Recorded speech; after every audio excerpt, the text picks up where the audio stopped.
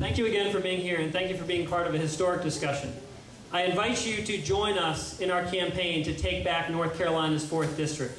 We need to have representation that represents us and that seeks to live a life that will that seeks to have our government involved in our lives in a way that will leave us free to build a prosperous future for our children.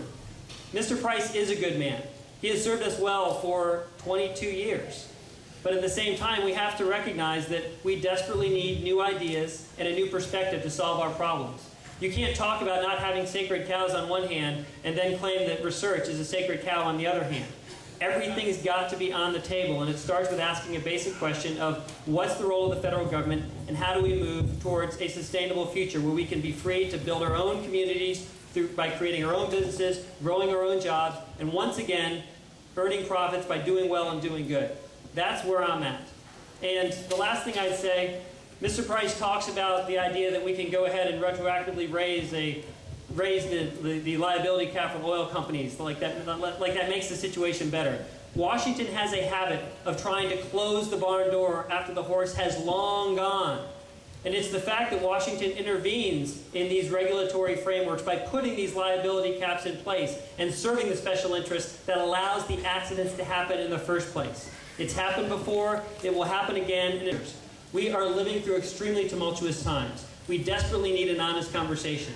I don't claim to have all the answers, but I do promise that when I go to Congress to represent you, I will do so to the best of my ability to engage a system of government that treats every one of us equally and allows our government to live up to its ideals of our Declaration of Independence, that each one of us has a God-given, unalienable right to life, liberty, and the pursuit of happiness. Thank you very much.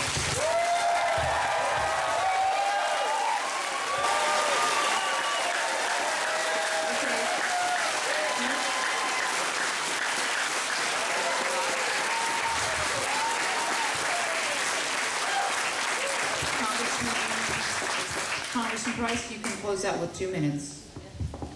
Well, again, just a little reality check.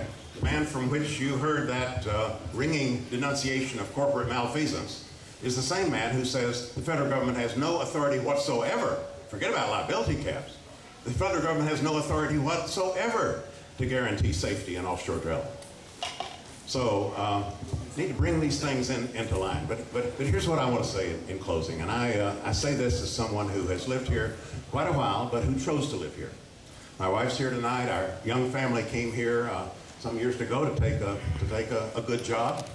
But more than that, we knew that this was an area where we wanted to put down roots, where we wanted to raise our family, where we wanted to be at home. And I grew up in a very nice town in East Tennessee, perfectly nice town, but this is the exciting place. This is the place where we wanted to be. And one reason for that is because this area has broken from North Carolina's history of being so dependent on one commodity, one industry. We've broken from that history and have formed this diverse, vibrant economy and a great quality of life. So many of you, I know, have chosen to live here. But we need to be realistic about what has gone into this success story and what can preserve it and enhance it for future generations. And we haven't gotten here, I must say, by being ideological or dogmatic about government. Of course, we recognize government's failings and government's limitations. But we also know that in a democracy, we need to make government work well. And that good public education, good training in our community colleges, yes, robust research, a good infrastructure that stays ahead of the curve, air and water quality, these are things that are part and parcel of our life here. For a representative to come in and say we're throwing this to the winds, it's all been a mistake. That's not the kind of representation this district needs. I want to move us ahead and enhance this area for those that come after us. Thank you, Congressman.